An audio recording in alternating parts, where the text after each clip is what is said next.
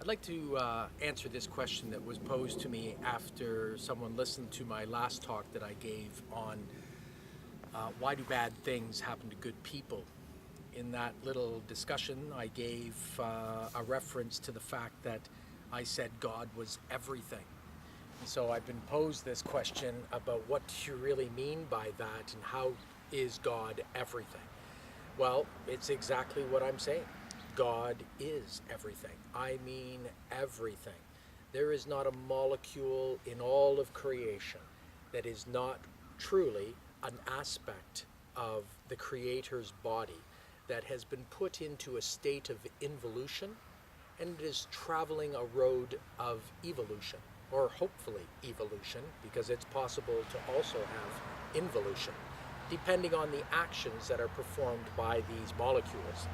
Now, we as individuals, as human beings on this earth, well, we're in the human state.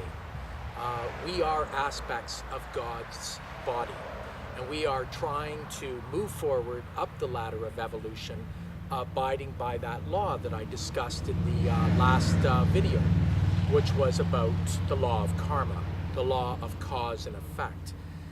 And I also mentioned in there that we are living through, at least at this particular stage, a cycle of life after life after life. In other words, reincarnation is inextricably tied to this law of cause and effect, or this law of karma. But the one thing that we need to know is that if God is everything, and that means that we are really aspects of God's consciousness, and that really even you that is listening to me here right now are nothing more than another aspect of my consciousness, expressing itself in a different form, in a different stage, and going through different experiences, that changes our concept of life a whole lot.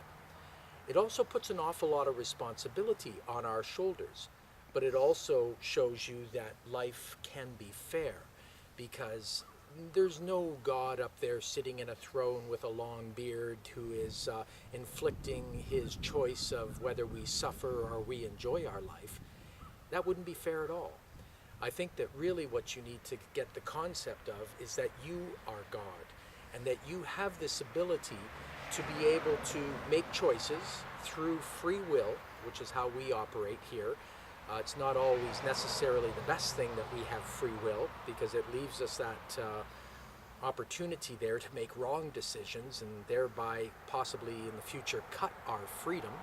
In fact, it was actually a statement by my teacher that stated that mankind, through the use of his free will, has lost his freedom. But I don't want to go there as far as explaining that whole concept. We can do that in another video. Bottom line is that we are God.